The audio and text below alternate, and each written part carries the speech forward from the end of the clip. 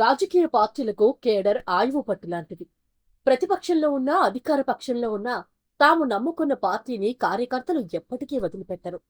ఇప్పుడు అధికారంలో లేకపోతేనే అధికారంలోకొచ్చిన తర్వాత తామే చక్రం తిప్పుతాం.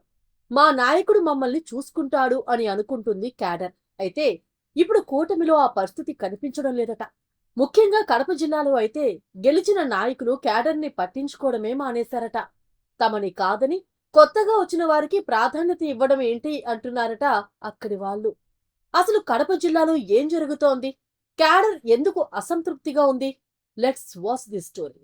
కడప జిల్లా టీడీపీ క్యాడర్ ప్రస్తుత ఎమ్మెల్యేపై అసంతృప్తిగా ఉందట. వారి తీరుపై పెదవి విరుస్తున్నారు కార్యకర్తలు. కష్టపడి జెండాలు మోసి పగలు రాత్రి పార్టీ గెలుపు కోసం పనిచేస్తే తమని దూరం పెట్టారని అంటున్నారట తెలుగుదేశం కార్యకర్తలు. కేసులు పెట్టించుకుని జైళ్లకు వెళ్లి ఇబ్బందులు పడి పార్టీ గెలుపు కోసం పనిచేస్తే ఇప్పుడు తమను ఇబ్బంది పెట్టిన వారికి లాభం చేకూరుస్తున్నారని వాపోతున్నారట అక్కడి సీనియర్ కార్యకర్తలు.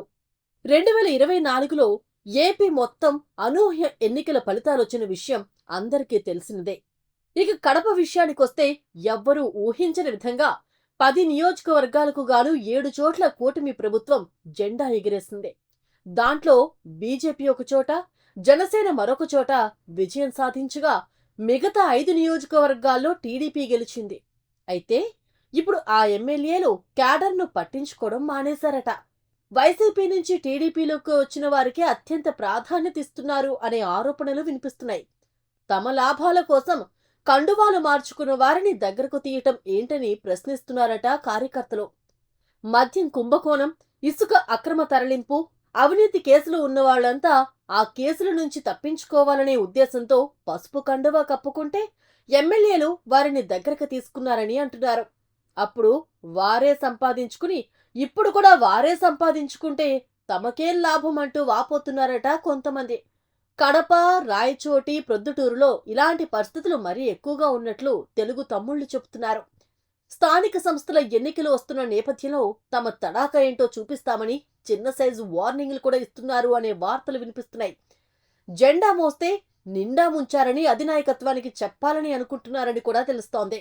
అయితే కడప జిల్లాలో ఈ నెల 3న సీఎం చంద్రబాబు నాయుడు పర్యటన ఉండటంతో ఆయన్ను కలిసి తమ గోడు చెప్పుకోవాలని అనుకుంటున్నారట కొంతమంది.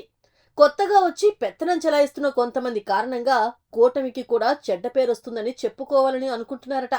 అంతేకాదు, చంద్రబాబు నాయుడు ఇటీవల ఆయా నియోజకవర్గాల పనితీరుపై కూడా కామెంట్ చేస్తున్న నేపథ్యంలో కడప జిల్లాపై కూడా దృష్టి పెట్టి తమకు న్యాయం చేస్తారనే ఆలోచనలో ఉన్నారట తెలుగు తమ్ముళ్లు. అధినాయకత్వం తమకు న్యాయం చేస్తుంది అనే నమ్మకంతో ఉన్నారట. మరి అధిష్టానం ఏ చర్యలు తీసుకుంటుందో వేచి చూడాలి. మరి ఈ పరిస్థితులపై మీరేమంటారు? కామెంట్ చేయండి.